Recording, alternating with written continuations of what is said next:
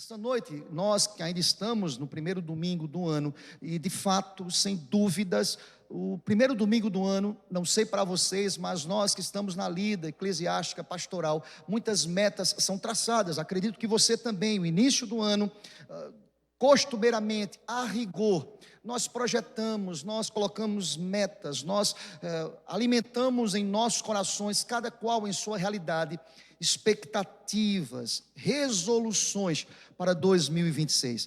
Eu não sei se você é assim, que pega aquela agenda nova. Eu ainda sou do tempo da agenda física, irmãos, mesmo usando a agenda hoje virtual do celular, mas eu coloco na agenda física, eu começo a projetar para o novo ano, e assim acontece com todos nós. Cria-se expectativas, e eu tenho certeza que isso também paira sobre o seu coração. Pensando nisso, irmãos, eu queria iniciar como o primeiro sermão do domingo à noite, dos domingos que teremos durante todo o ano, assim como eu falei sobre unidade, tratando de maneira muito pontual o tema anual da nossa igreja. Eu queria olhar com os irmãos o que Jesus, no fechamento das cortinas do Sermão do Monte, escreveu ou falou. O registro aqui é de Mateus, capítulo 7. Eu quero te convidar a que você possa ir comigo.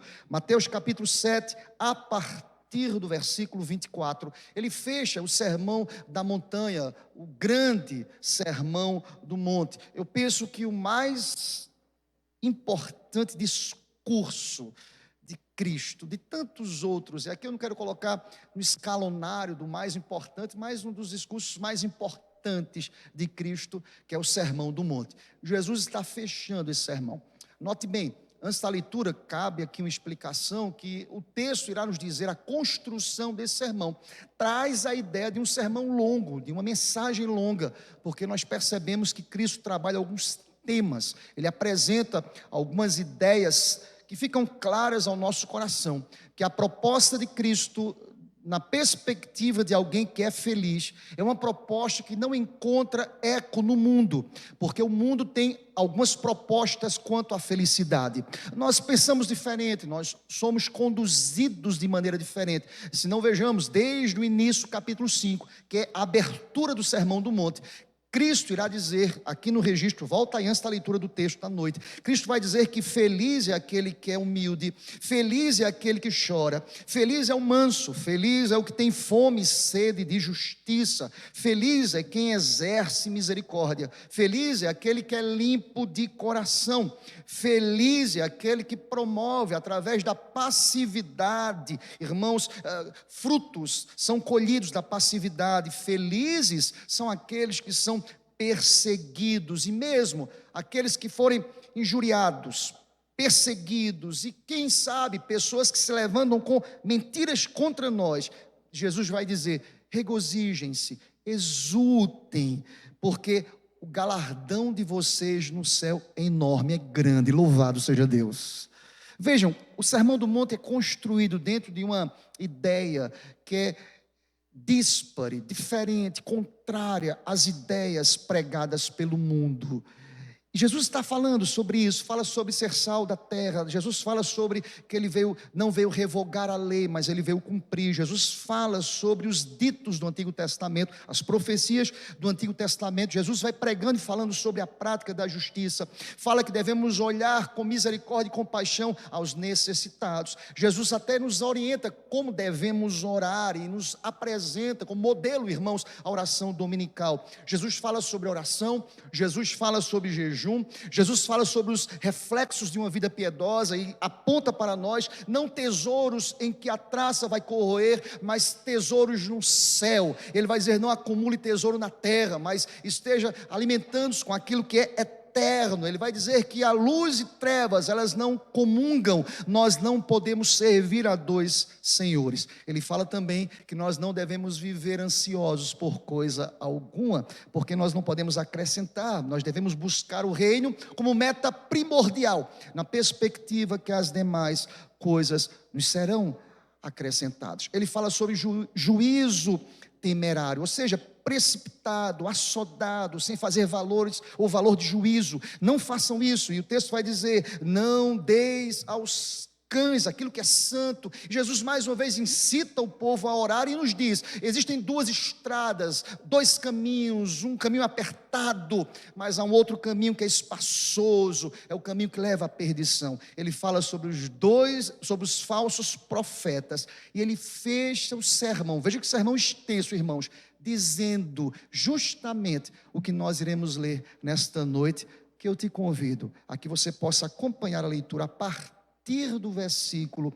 24. Veja, há uma lógica para dizer tudo isso para vocês, porque o fechamento do Sermão do Monte é o arremate final de Cristo, para dizer-nos o seguinte: acompanha comigo.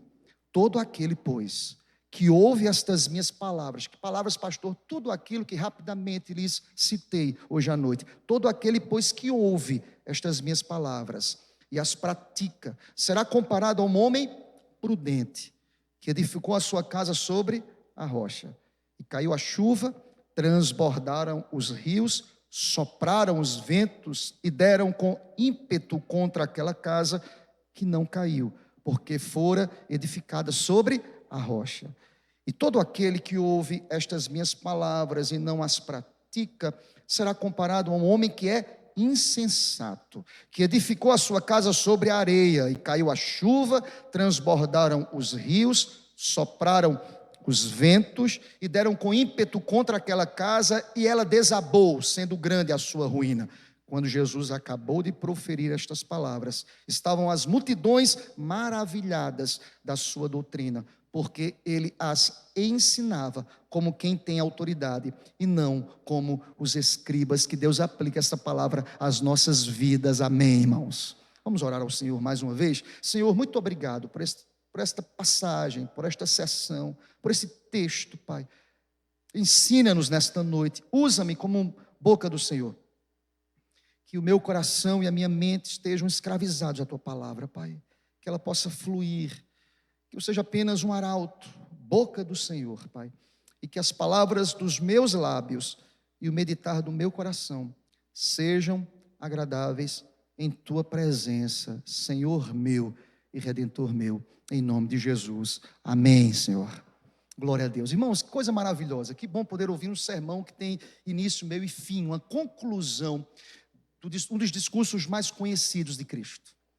Note bem, querido, nós estamos aqui diante desse discurso conhecido como o Sermão da Montanha ou o Sermão do Monte. E em todo sermão bem elaborado, nós estudamos tantos teóricos sobre homilética, mas Cristo é o maior e melhor professor de homilética. Ele está aplicando o sermão, irmãos. Nós estamos diante do fechamento das cortinas do Sermão do Monte, e Jesus aplica. De nada adiantava apresentar os conceitos apresentados por ele no Sermão do Monte e não fechar este sermão, não lançar sobre os ouvintes os desafios de se ouvir um sermão e colocá-lo em prática. Jesus apresenta para a gente a aplicação deste sermão.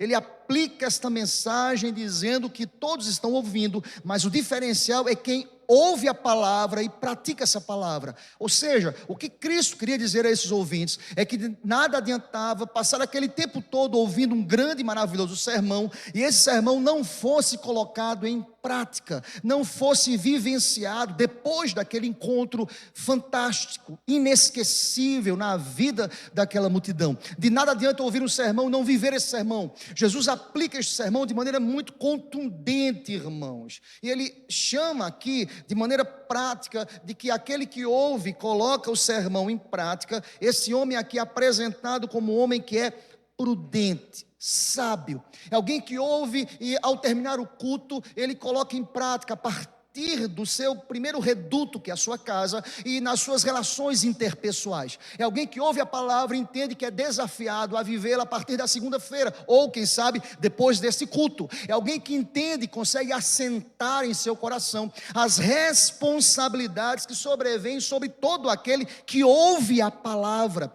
Tiago vai reverberar isso quando diz o seguinte: olha, sejamos praticantes da palavra, não apenas ouvintes da palavra. Eu preciso viver a palavra ela tem de fato uma ação transformadora quando ela é traduzida, irmãos, em comportamentos.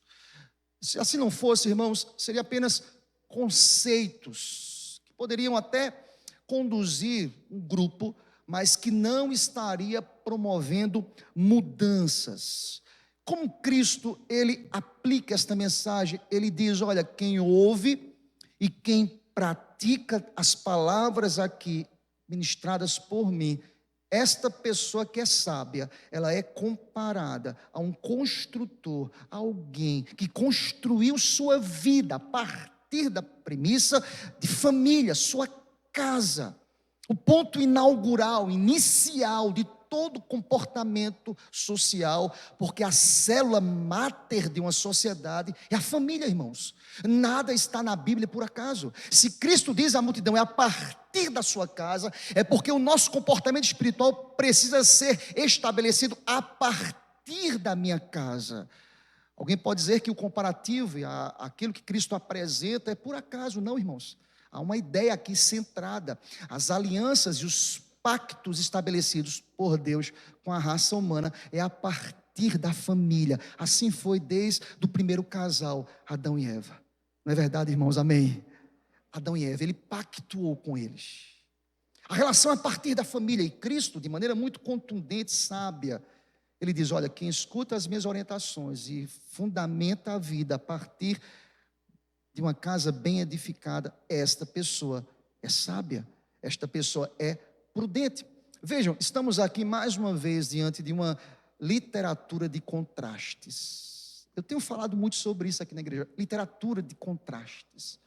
O prudente é aquele que edifica, mas em contrapartida, Cristo irá dizer àquela multidão, irmãos, que o insensato, o imprudente é aquele que ouve, dominicalmente, quem sabe, costumeiramente, quem sabe, as palavras, a doutrina, a teologia, o ensino, mas é negligente, não constrói a sua vida a partir de uma casa bem solidificada. Pelo contrário, nesta literatura de contraste, Jesus irá dizer, olha, há quem escute tudo isso e não viva tudo isso lá fora. Há quem dominicalmente esteja na igreja, mas é comparado aqui a um construtor, a uma pessoa que é imprudente, é insensata, porque constrói a vida, a casa, a família, os sonhos, os projetos. Estamos no início de 2026, as idealizações para o novo ano, a partir de uma construção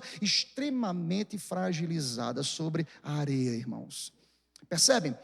Cristo é muito pontual, que esta metáfora aqui apresentada, ela não quer nos dizer sobre construção civil, mas nos diz de alguma forma.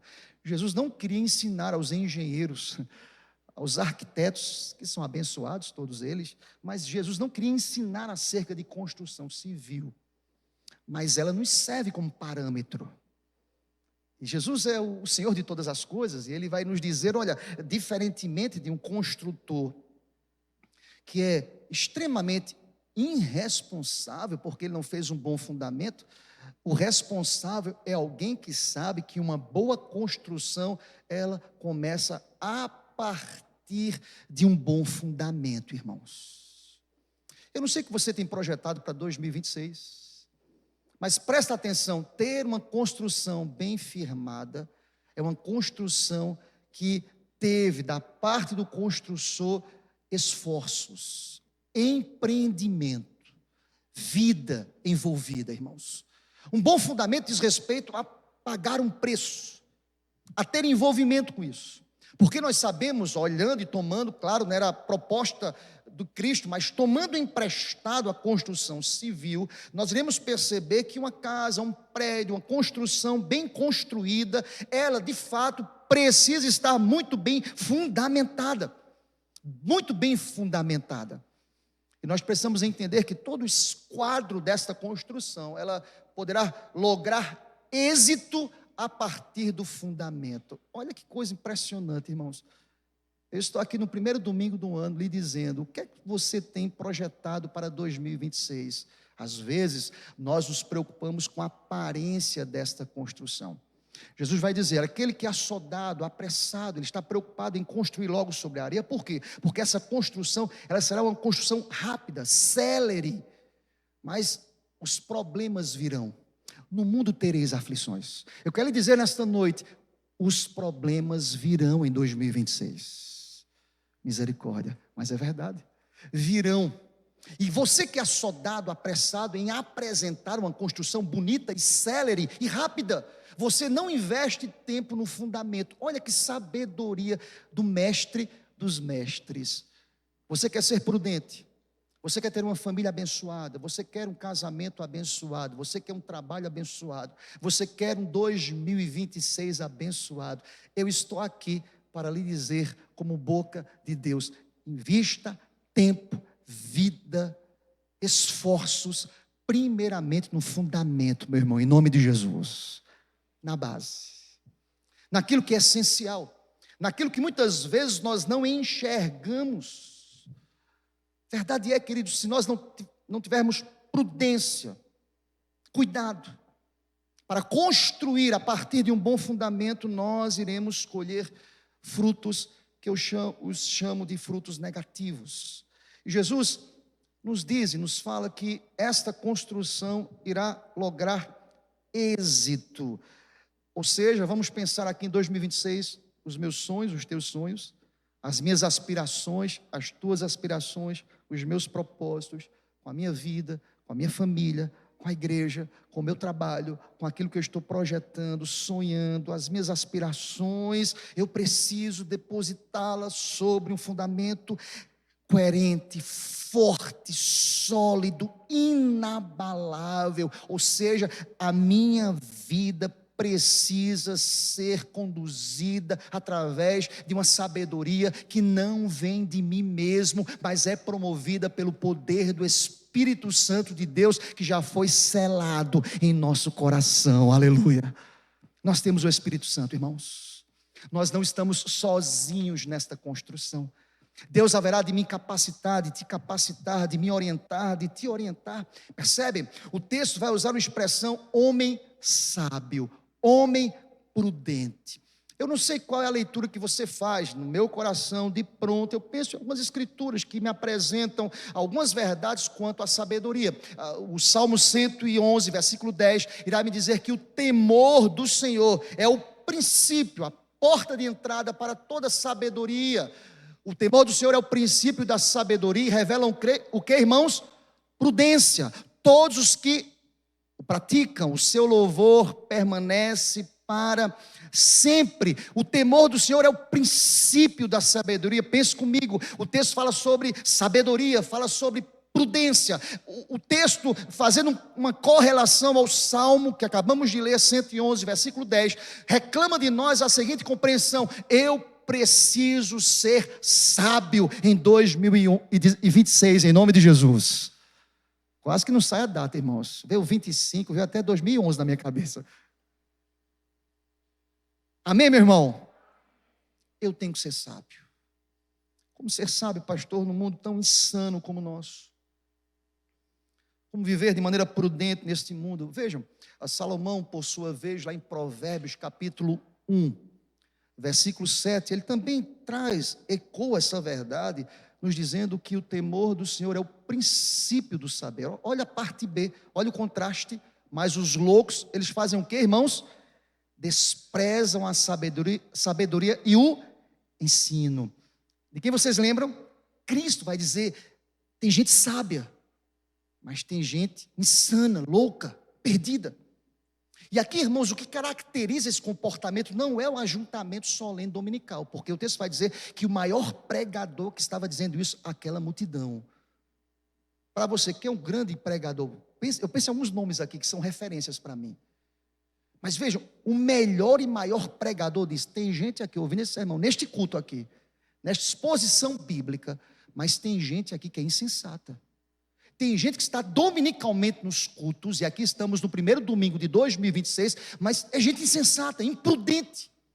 Eu quero dizer para você, em nome do Senhor, não seja imprudente, em nome do Senhor, em 2026, em nome do Senhor Jesus. Seja sábio, escute as palavras do Mestre, aprenda com Ele, seja conduzido. O ponto é, queridos, diante dos inúmeros ensinos de Jesus, Aqui, especificamente no Sermão do Monte, ele irá apontar aqui dois comportamentos. Eu quero lhe dizer, a palavra, há uma ideia bíblica de unidade bíblica. Eu acho isso fantástico, porque veja, Cristo, que é o Senhor e o autor de todas as coisas, Ele mesmo soberanamente estabeleceu a revelação especial que é a palavra. Ele, em vários textos, Ele irá nos dizer e nos apresentar que existe o prudente, porque o homem sábio, aquele que é temente a Deus, mas a própria palavra, por sua vez, irá nos dizer que também há inserido muitas vezes no meio do povo de Deus pessoas insensatas.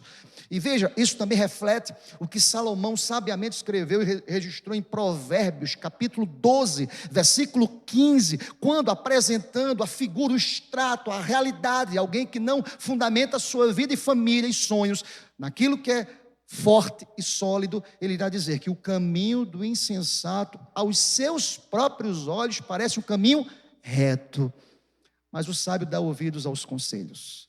Eu quero dizer para você, querido, que eu sou boca do Senhor para trazer conselhos espirituais à tua família nesta noite, em nome de Jesus. Seja sábio, seja sábia, sejamos sábios em nome do Senhor. Então vejam, o texto começa falando sobre fundamentos. Há alguns sábados atrás, eu estive participando de um culto de emerência, pregando na IPB lá de Arapiraca e falando para 2 presbíteros lá em Arapiraca. Eu usei a figura ou a metáfora do mourão. Para quem é do interior sabe, o mourão é aquela estaca que serve como base para que as redes, as cercas sejam estabelecidas a partir dos mourões ou do mourão. E a cerca, ela é alinhada, agrupada a partir daquele espectro, daquela linha estabelecida pelos mourões. Ou seja, o mourão traz estabilidade. É fincado para que tudo seja cercado a partir dessas estacas. Eu quero dizer para você nesta noite, nós precisamos de referenciais que possam conduzir sensatamente as nossas vidas, de forma sensata as nossas vidas. Eu preciso da sabedoria que vem da palavra de Deus em nome do Senhor. O que é que você tem projetado para 2026, para a sua casa? Eu tenho uma palavra de Deus para a gente, foi lida aqui hoje à noite. Tudo começa a partir do meu fundamento.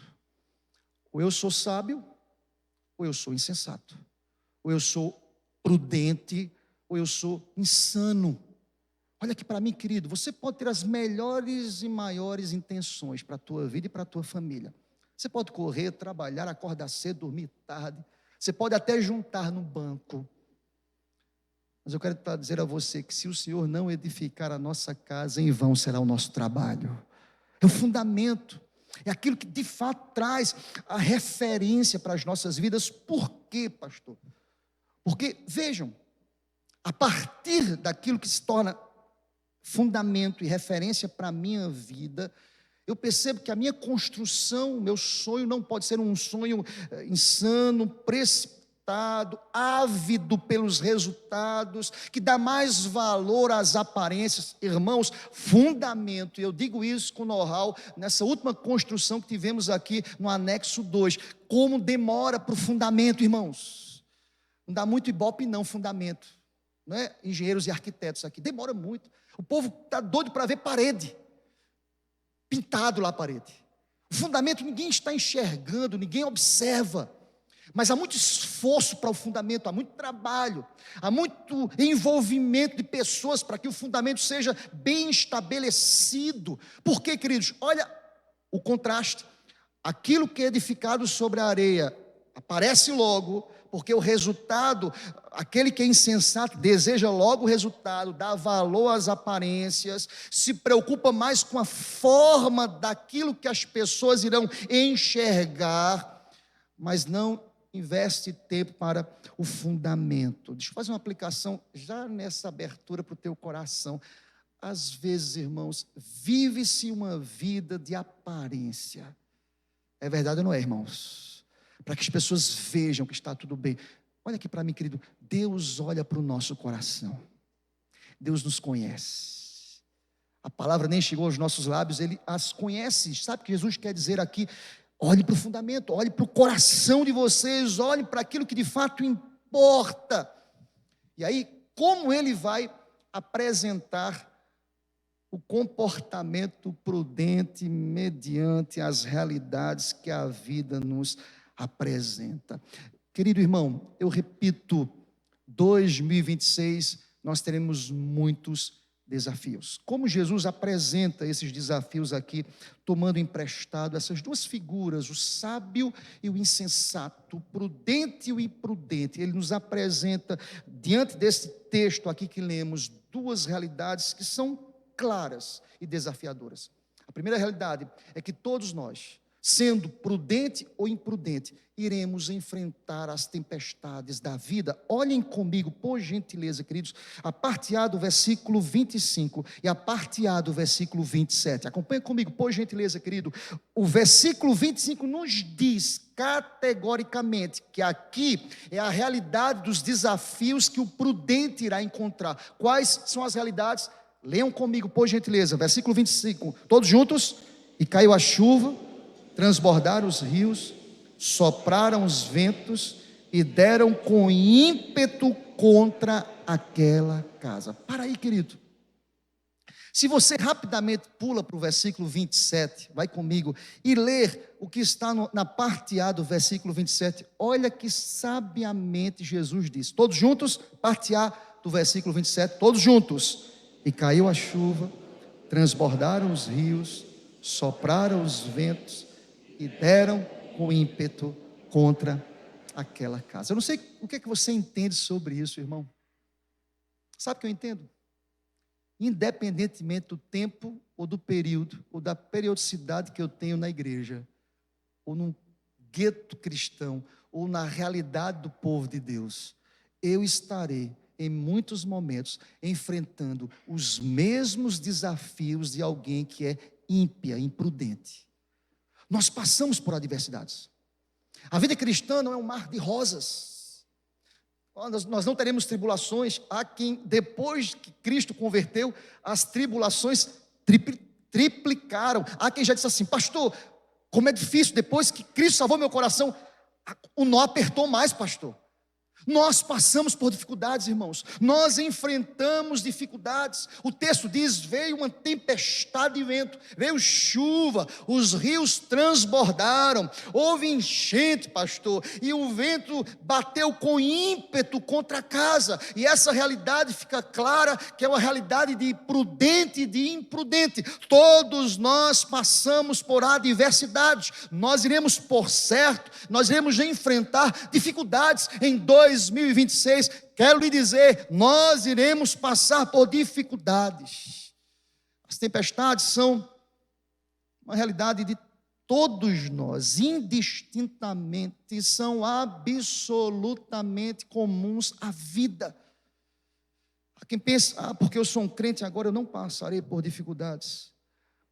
Eu quero dizer para você nesta noite, o texto nos diz, o mestre dos mestres nos diz, há um conjunto que compõe a vida, e esse conjunto está aqui como extrato para a gente, dizendo que tem chuva, tem tempestade, tem rio transbordando, tem vento que bate com ímpeto. A vida humana é composta desse conjunto: quem vive, quem casa, quem tem filhos, quem trabalha, quem frequenta, quem vai lá, colar, quem tem vida comum e normal, irmãos, passará pelas dificuldades debaixo do sol. Sabe quem falou sobre isso de maneira muito contundente também, maravilhosa? Eclesiastes. Salomão vai dizer em Eclesiastes capítulo 3, versículo 1, que tudo tem o seu tempo determinado e há tempo para todo propósito debaixo dos céus. Note bem, querido, nós passaremos por adversidade, nós enfrentaremos. E as tempestades, note comigo, elas podem ser representadas para as nossas vidas hoje como enfermidades, escassez, fracassos, frustrações, problemas, família, trabalho, na própria vida, dramas pessoais, crises existenciais, depressões, tristezas, aflições, temores, morte. Nós passamos por essas realidades. Isso é tipificado aqui no texto como vento, como enchente. Todas essas realidades batem à nossa porta. Eu não estou aqui como um profeta do caos. Eu não estou aqui para dizer para você, olha, tenha medo de 2026, nada disso. Eu estou aqui como boca de Deus, para que Deus possa fortalecer a nossa fé, em nome do Senhor. Na perspectiva pregada, por exemplo, pelo apóstolo Paulo, lá em 2 Coríntios, capítulo 4, versículo 8. Sabe o que está escrito lá? Em tudo somos atribulados, porém não angustiados. Perplexos, vamos lá, queridos. Perplexos, porém não perseguidos, porém não desamparados. Abatidos. Palavra de Deus para você. Jamais seremos destruídos. Louvado seja Deus. Eu estou primeiramente para dizer a você, tempestade é uma realidade que abarca sábios, santos, imprudentes e ímpios. Como assim, pastor? Que coisa desafiadora para mim enquanto crente. Jesus que nos falou isso.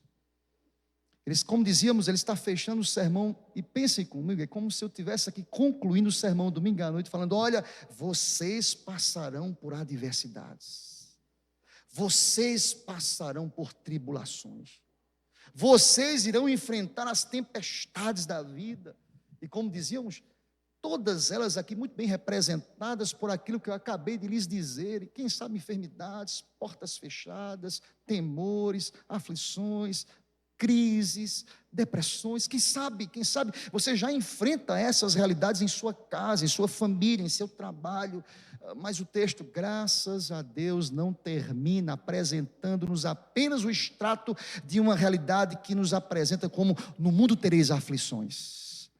A diferença, queridos, é que o texto, ele não termina aqui, o texto diz, olha, tem gente que mesmo enfrentando tais realidades, que é a segunda e última verdade, tempestade é uma realidade comum, igualitária a santos e ímpios, mas a diferença está justamente naquilo que nós colocamos como fundamento das nossas vidas. A diferença e o divisor de águas desse texto, ou desses versículos que lemos, é justamente onde eu estou colocando a minha casa, a minha vida, a igreja, o meu fundamento é Jesus. Seja bendito o nome do Senhor, que no mundo teremos aflições. 2026 será extremamente desafiador, mas glória a Deus, Jesus já venceu o mundo, louvado seja Deus. Nós somos mais do que vencedores, irmãos, amém, irmãos? Somos mais do que vencedores. E como é tipificado isso aqui, pastor? A segunda verdade e última são os alicerces. Tempestade é realidade para todos nós, mas o divisor de águas neste texto, o âmago do ensino de Jesus é justamente sobre as casas e os construtores, as realidades que são construídas a partir do fundamento. Acompanhe comigo o texto, a parte B do versículo 25 e a parte B do versículo 27 aponta-nos tais realidades. Verso 25, caiu chuva, transbordou o rio, os rios transbordaram, sopraram os ventos deram com ímpeto contra aquela casa, ela não caiu. Porque, queridos, foram o quê? Edificada sobre a rocha. Eu não sei se você já atravessou e enfrentou uma realidade de vento forte. Eu passei há pouco tempo atrás aí, em dezembro, experiência, meu irmão, pesado, o ventão lá. Quem estava naquela região ali sudeste, no mês de dezembro, sabe o que eu estou falando. Vento forte. Balança, gente. Balança tudo, meu irmão. Balança tanto que no outro dia a cabeça ainda está balançando. Vento. Nós nos sentimos tão pequenos, irmãos. E sabe quem é esse que está falando sobre tempestade? É aquele que controlou quando os pescadores que eram experimentados e tinham a expertise da pesca e do barco, tiveram medo. Jesus não esconde o jogo aqui, graças a Deus por isso. Viver com Cristo não é a exclusão das dificuldades da vida, mas viver com Cristo é ter a certeza que apesar, porque Deus não nos livra das tempestades, mas Cristo está conosco nas tempestades, louvado seja Deus. Ele esteve com os discípulos dizendo, olha, homens de pequena fé, acalma-te, mar. Houve bonança. tranquilidade, calmaria. Ele é o Senhor que dá ordens às estrelas, Ele que descortina os céus, Ele que dá ordem a todas elas, Ele que as chama pelo nome. Ele é poderoso. Eu estou aqui para dizer ao teu coração: em Cristo nós estamos bem fundamentados, aleluia, firmados, bem alicerçados, louvado seja Deus para sempre. Mas veja, alguém pode dizer: pastor, por que Jesus usa a experiência de construção aqui? Por quê? Eu vou te explicar, querido. Aqui nós estamos no contexto da Palestina do primeiro século. E aqui, irmãos, note bem, a região do Mar da Galileia, ela era bem arenosa. E no verão, o chão da Palestina, esse chão de areia, estava muito firme, muito sólido. Cristo é perfeito, irmãos. Sabe o que ele vai dizer à multidão? Vocês estão olhando para esse piso aqui, seco, um piso seco, é duro, dá trabalho, irmãos. Vai construir sobre um piso duro, dá trabalho, irmãos. É desafiador, tem que investir tempo, trabalho, envidar esforços. O texto está sendo construído dentro dessa realidade. Porque pensem comigo, construir uma casa sobre a areia, sem os alicerces profundos, era dizer, em outras palavras, que a construção seria rápida, mas não estaria pronta para enfrentar as tempestades, os ventos e a chuva. Era mais rápido. Nós somos de uma geração, desde o tempo de Cristo, o ser humano, ele é assodado, ele é apressado. Eu vou usar um termo nordestino, ele é avexado, ele quer que as coisas aconteçam rapidamente. E tem gente que é assim para a vida, para tudo. Para a família, não quer orar, não quer se consagrar, não quer investir tempo, não quer dizer: Deus, mortifica a minha carne. Não quer investir no fundamento.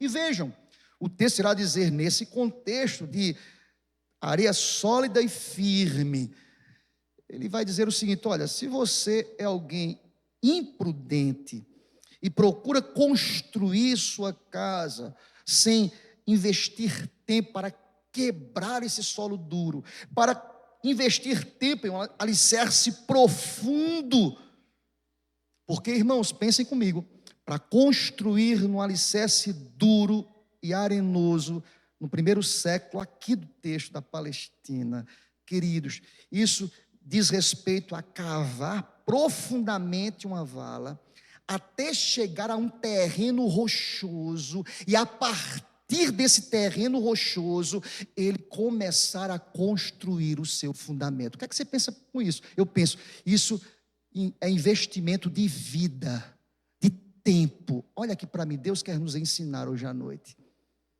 Você quer uma família bem fundamentada, você tem que investir tempo nela. Você entendeu isso? Amém, meu irmão? Amém? Tempo, trabalho, dá trabalho. Tem gente que fica preocupada apenas com a aparência da construção. Eu quero que suba logo os muros, pastor. Jesus fala sobre essas pessoas que olharam para o terreno arenoso, duro, sólido da Palestina e falaram o seguinte: vai demorar muito, dá muito trabalho. Dá muito trabalho orar, dá muito trabalho investir, dá muito trabalho sentar, dá muito trabalho catequizar, dá muito trabalho cavar, dá muito trabalho chegar até o terreno rochoso. Não, nós queremos rapidez. Eu quero que a construção possa ser vista pelas pessoas. Presta atenção, querido. As coisas mais caras, importantes e essenciais da vida demandam tempo, investimento, luta. Eu tenho que pagar um preço, eu tenho que cavar, eu tenho que botar minha boca no pó, eu preciso orar. Irmão, quem sabe, você pensou em tudo para 2026, mas você não pensou um tempo para ler a palavra, orar em família, pagar um preço, orar e pedir perdão pelos pecados. Isso é cavar, isso é procurar um alicerce rochoso, duro. As tempestades virão, mas em Cristo, na rocha, nós seremos mais do que vencedores. Aleluia. Eu quero que Deus aplique essa palavra ao coração da gente hoje à noite. Que eu possa projetar para 2026, observando a estrutura do fechamento do sermão do monte. de alguém que cavou, que fez uma vala profunda, de alguém que mesmo apesar dos desafios de cavar num terreno arenoso e duro, esse construtor foi prudente e sábio, porque ele construiu sua vida e sua casa sobre a rocha. Vocês entenderam o texto agora? Por que rocha aparece aqui em um contexto de montanhas? Claro, nós temos a realidade das rochas, mas Jesus fala a partir dali em suas construções, seja qual for o terreno, cave até encontrar rocha, porque rocha tipifica a grande rocha que é Cristo. Louvado seja Deus. O fundamento é Cristo. Olha aqui para mim, é Cristo, é a partir de Cristo. De nada adianta projetar, sonhar para esse novo ano se Cristo não for o fundamento. Como nós entendemos isso? Veja, a Bíblia é perfeita. Vai comigo, por favor, para 1 Coríntios capítulo 3. Você vai entender o que eu vou te dizer aqui. 1 Coríntios capítulo 3. O apóstolo Paulo, ele vai lembrar a igreja em Corinto que Jesus deve ser o alicerce da vida cristã. Olhem comigo, por favor, queridos. 1 Coríntios capítulo 3, versículos 10 e 11. Diz a palavra: segundo a graça de Deus que me foi dada, lancei o fundamento como, olha a palavra, irmãos, quer dizer aí, irmãos? De quem vocês lembram? Sermão do Monte. Como prudente construtor, e outro edifica sobre ele, porém cada um veja como edifica. Verso 11, diz a palavra: porque ninguém pode lançar outro fundamento, além do que foi posto, o qual é Jesus Cristo. Glória a Deus. Que palavra maravilhosa, irmãos. Que complemento de Paulo. Paulo entendeu o Sermão do Monte. Ou seja, irmãos, o prudente é aquele que edifica sobre Jesus. Vejam, porque nós intensificamos, potencializamos a ideia da Cristo é o centro, Cristo é o centro, Cristo é o fundamento, irmãos. Esse ajuntamento só tem razão porque Cristo é o centro, o louvor só tem razão porque Cristo é o centro, a pregação tem razão porque Cristo é o centro, a nossa vida só tem razão porque Cristo é o centro, a minha família tem esperança porque Cristo é a nossa esperança, o mundo tem esperança porque a igreja está aqui e Cristo é a nossa esperança, o nosso fundamento. Aleluia. Eu acho fantástico o ensino bíblico que Paulo vai dizer: olha, segundo a graça que me foi dado, lancei o fundamento como prudente construtor. É como se Paulo pegasse a mensagem do Sermão do Monte e falasse à igreja de Corinto: Cristo é o fundamento desta igreja, Cristo é o fundamento da minha vida em todos os momentos, em nome de Jesus. Olha aqui para mim, querido, caminhando para o final desta clara e objetiva ministração.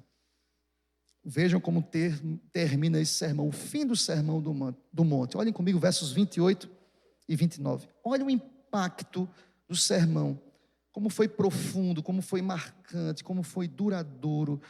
E vejam o texto, verso 28. Quando Jesus acabou de proferir estas palavras, estavam as multidões maravilhadas da sua sã doutrina, porque ele as ensinava como quem tem autoridade, e não ensinava como os escribas. Quem eram os escribas? Doutores da lei, conhecedores da lei do Velho Testamento. Eram extremamente comprometidos com as exposições da lei. Eles conheciam os pormenores, as nuances da lei. Mas o autor irá dizer: Jesus era diferente. Ele conhecia, mas ele falava com autoridade. Presta atenção que o texto quer nos ensinar, irmãos. De nada adianta frequentar a igreja dominicalmente, ouvir sermões e sermões. Eu posso ser esse imprudente do texto, insensato, que ao sair do domingo do texto, da palavra, do culto público, eu não estou fundamentando a minha vida diante dos desafios que aqui são pregados e ensinados. Eu quero ser prudente em 2026, amém, meu irmão? Você quer ser prudente, sábio, amém? Você quer ter uma vida abençoada em 2026? Veja, um texto nos diz o seguinte: diz a palavra que aqui é uma ação duradoura, há uma ação permanente. Eu estava aqui, queridos, olhando e vendo o tempo verbal usado aqui no verso 28, porque o tempo verbal usado é o tempo verbal imperfeito aqui no grego. O que é que o senhor quer dizer com isso, pastor? Veja bem, o imperfeito, expressa no grego a duração de uma ação e de uma impressão que nós temos de uma mensagem que foi ministrada. Como nós podemos ver isso, nós pegamos outras traduções e nós vamos perceber que está escrito assim: as multidões estavam totalmente fora de si. Olha o que o tempo verbal quer nos dizer aqui: eles estavam atordoados, paralisados com esta mensagem. O que é que o texto quer me dizer? É que ao terminar o sermão, as pessoas saíram do monte dizendo o seguinte: que mensagem, que palavra, que ensino, que verdade. Há uma ideia de continuidade que a mensagem reverbera no coração dos ouvintes. Já dizia Charles Spurgeon, o sermão começa depois do sermão. É quando o sermão é colocado em prática, vivenciado, não apenas numa relação que é pública, mas uma relação íntima, privada, em casa, no trabalho, quando ninguém está vendo, nós estaremos reverberando esta mensagem. Bendito seja o nome do Senhor. Por isso, eu quero, em nome do Senhor, que esta palavra possa nos conduzir até o final desse ano e até Cristo voltar, em nome de Jesus. Sejamos sábios. O texto diz: eles ficaram impactados, paralisados. Vejam, há um comparativo. É como se o texto quer me dizer que eles jamais tinham ouvido um sermão como esse. Eles comparam aos escribas, dizendo: ele prega diferente, ele ensina diferente, ele tem autoridade para pregar. Vejam, era tudo novo ali, queridos. Eles ficaram impactados. Qual era a referência de sermão deles? Escribas. Quem ensinava a lei para eles? Os doutores da lei. A referência espiritual desses homens era aqueles que ensinavam a lei. Chega Jesus e prega um sermão maravilhoso. Sabe o que eles falam? Esse sermão é diferente. Deixa-me dizer uma coisa, queridos. Nesta noite, eu sou apenas instrumento e boca de Deus. Quem nos ensina é o próprio Senhor através da palavra. Vocês entenderam? Como é que eu tenho que sair daqui? Não é pelo pregador, longe de mim. É por quem nos ensinou. Eu preciso sair daqui paralisado, atordoado, dizendo: meu Deus, eu estou fazendo errado. Eu estou fundamentando a minha vida errada. Quantos assuntos relevantes Jesus tratou no Sermão do Monte, questões de vida, de morte, de enfermidade. E veja a expressão usada. A expressão usada é que ele ensina, ele traz um ensino com amor, com misericórdia. E aqueles homens, aquelas mulheres, a multidão é impactada pela mensagem e pelo amor que conduzia aquela mensagem. É a palavra de Deus para a gente. E encerro dizendo ao teu coração, em nome do Senhor Deus: o que é que você tem sonhado para 2026? Quer fazer a diferença? Quer um ano abençoado? Em nome do Senhor, seja prudente. Sejamos prudentes. Sejamos sábios. Que eu possa edificar a minha vida e a minha casa, mesmo que dê muito trabalho, irmãos. Eu tenho que cavar uma vala profunda no solo arenoso e duro da Palestina. Que assim seja. Cave, invista tempo, ore, chore, derrame-se aos pés da rocha e tenha certeza, Ele mesmo, soberanamente, haverá de estabilizar as nossas vidas, famílias e casas, em nome de Jesus. Tempestade vai chegar, meu irmão. Vento chega. Rios que transbordam, com toda certeza. Quem disse isso? Jesus. Mas qual a diferença? Quando ele está na construção, quando ele é o fundamento da construção, essa casa não cai, meu irmão. Não cai. Sabe quem sustenta? Cristo. Sabe quem sustenta a tua vida? Cristo. Sabe quem sustenta a igreja? Cristo. Sabe que é a rocha que traz a força, a estabilidade das nossas vidas? Cristo Jesus, a rocha eterna. Que Deus aplique essa palavra às nossas vidas, em nome de Jesus. Amém.